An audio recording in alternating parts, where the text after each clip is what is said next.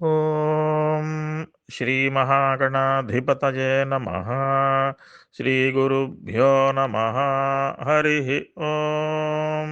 ఓం ఆదిత్యాయ విద్మహే సహస్రకిరణాయ ధీమహి తన్నః సూర్యః ప్రచోదయాత్. ఓం శ్రీ మహాగణాధిపతయే నమః. శ్రీ గురుభ్యో నమః. శ్రీమాత్రే నమః. స్తోత్ర భాష్యం ఛానల్ శ్రోతలందరికీ కూడా హృదయపూర్వక శుభ అభినందనలు.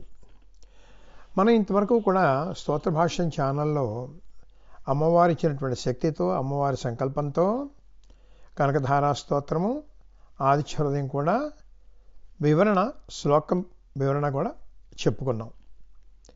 ఇప్పుడు ఈ ఆదిత్య హృదయం పూర్తి చేసిన సందర్భంగా ఒక వేద ఆశీర్వచన మంత్రం శ్రవణం చేసి, ఆ వేదాశీర్వచన మంత్రం యొక్క అర్థం కూడా మనం తెలుసుకుని, ఆ వేద ఆశీర్వచనం మనం అందరం కూడా పొందుదాం. మొదటగా ఆ మంత్రం వినండి అందరూ కూడా.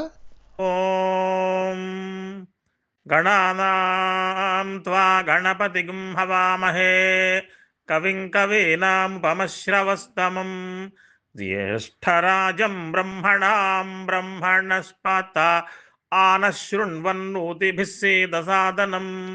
శ్రీమహాగణాధిపతయే నమః. శ్రీగురుభ్యో నమః. హరి ఓం. ప్రణో దేవీ సరస్వతీ వాజేభిర్వాజినీవతి ధీనామవిత్రియవతు. శ్రీమహాసరస్వత్యై నమః. శ్రీగురుభ్యో నమః. హరి ఓం. ఓం యో వైతాం బ్రహ్మణో వేద అమృతేనావృతాం పురీం తస్మై బ్రహ్మజ బ్రహ్మా చ ఆయుః కీర్తిం ప్రజాం దదుః. ఓం శ్రీ మహాగణాధిపతయే నమః. శ్రీ గురుభ్యో నమః. శ్రీమాత్రే నమః.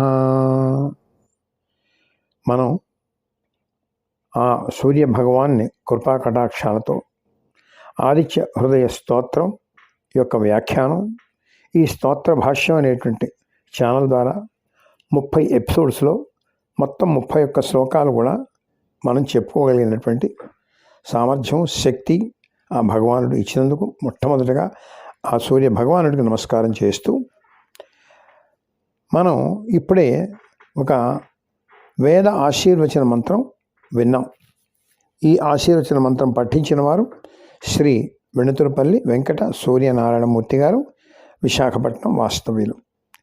ఈ ఆశీర్వచన మంత్రంలో ఉండేటువంటి సామాజిక సందేశం ఒక్కసారి మనం చూడాలన్నమాట. అంటే మనం తెలుసుకోవాల్సిన విషయం ఏమిటంటే, అందరం కూడా మనందరి శరీరాల్లో ఉన్నది ఒకే ఆత్మస్వరూపం. ఇంతమంది జీవుల్లో ఉన్నప్పటికీ కూడా ఆ ఆత్మ రెండవదంటూ లేనటువంటి అద్వితీయమైనటువంటి పరబ్రహ్మతత్వమే. ఈ తత్వానికి మూలం ఏంటి? పరమానందమే తానైనటువంటి పరమాత్మ. అంటే ఒకే పరమాత్మ ఇంతమంది జీవుల్లో కూడా జీవాత్మలుగా ఉన్నాడు అనేటువంటి మొట్టమొదటి అన్నమాట.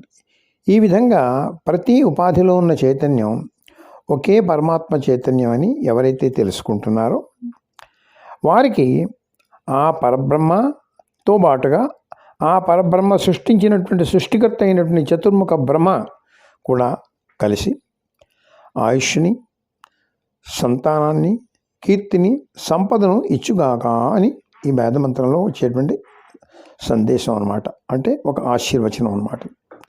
అయితే దీనికి మనం చేయవలసిందల్లా ఏంటి? ఆ భగవానుడి పైన పరిపూర్ణ విశ్వాసం కలిగి ఉండాలి. మనలో ఉండేటువంటి శక్తి కానీ, యుక్తి కానీ, బుద్ధి కానీ, జ్ఞానం కానీ అంతా కూడా కేవలము భగవత్ ప్రసాదము, భగవత్ ప్రేరితము, అంతేగాని మన స్వయం ఘనత కాదు అనేటువంటి అహంకార రాహిత్యం పెంపొందించుకోవాలి ప్రతి ఒక్కళ్ళు అనేటువంటి మహత్తరమైనటువంటి సందేశం ఈ వేదమంత్రం మనకు అందిస్తుంది అన్నమాట. ఇప్పుడు ఈ మంత్రంలో ఉండే ప్రతిపదార్థం కూడా చూద్దాం ఒకసారి. యో వైతాం బ్రహ్మణో వేదాం అని కదా మొదటి ప్రారంభమైంది. ఇది అన్వయించుకున్నట్లయితే యో వై బ్రాహ్మణ, ఎవరు సత్ చిత్ ఆనంద అంటే సచ్చిదానందమయమైనటువంటి అద్వితీయ పరబ్రహ్మను అమృతేన అమృతత్వమైన పరమానందం చేత ఆవృతం తాం పురీం వేద, ఆ అమృతత్వమైన పరమానందం చేత వ్యాప్తమైనట్టి చైతన్యములకు ఆధారమైన శరీరమని తెలుసుకుంటున్నాడో తస్మై బ్రహ్మచ బ్రహ్మాచ, అటువంటి వ్యక్తి కొరకు పరబ్రహ్మస్వరూపుడైనటువంటి పరమాత్మ, ఆయన సృష్టించినటువంటి సృష్టికర్త అయిన చతుర్ముఖ బ్రహ్మ కూడా. అంటే ఇక్కడ చూసారా, బ్రహ్మచ బ్రహ్మాచ, బ్రహ్మచ అంటే పరబ్రహ్మ, బ్రహ్మాచ అంటే సృష్టికర్త బ్రహ్మవాడు, సృష్టికారక బ్రహ్మ అన్నమాట. వాళ్ళు ఏం చేస్తారు, ఆయుః కీర్తిం ప్రజాం దదు, ఆయుష్ని కీర్తిని సత్సంతానాన్ని కూడా వాళ్ళు ఇస్తారు. అంతే సంగ్రహంగా చూస్తే అంతటా ఉండేది బ్రహ్మమే, అందరిలోని చైతన్యం ఆ పరబ్రహ్మ చైతన్యమే, అందరిలోని వెలుగు తేజస్సు వర్చస్సుకి మూలం ఆ లోకైక దీపాంకురమే అని తెలుసుకున్నవాడు ఆయుష్మంతుడు కీర్తిమంతుడు అవుతాడు. అలాంటి వాడు తన స్వయం ధామమైన అంటే ఏంటంటే తన అసలు మన ఇల్లు ఎక్కడండి, మనం ఇప్పుడు ఉంటున్నది ఇల్లు కాదు, మనం ఆ ఇంటి ఏనాడో తప్పిపోయి ఈ జన్మలో ఎత్తున్నాం అన్నమాట. మన అసలు ధామం ఏంటంటే అదే స్వయం ధామం. ఆ స్వయం ధామం అయినటువంటి ఆ పరంధామాన్ని చేరుకుని, ఆ పరంధామమే మన స్వయం ధామం అన్నమాట, చేరుకుని పరంజ్యోతిలో జ్యోతిగా వెలుగొందుతూ ఉండాలి. అటువంటి వాడు తప్పకుండా ఆ పరంజ్యోతిలో జ్యోతిగా వెలుగుతాడు అనేటువంటిది ఈ ఆశీర్వచనం మనకేమో ఒక రకమైనటువంటి వాగ్దానం ఇస్తుంది అన్నమాట. ఆ జ్యోతి ఏదైతే ఉందో ఆ జ్యోతియే అఖండ ఆదిత్య స్వరూపం అన్నమాట.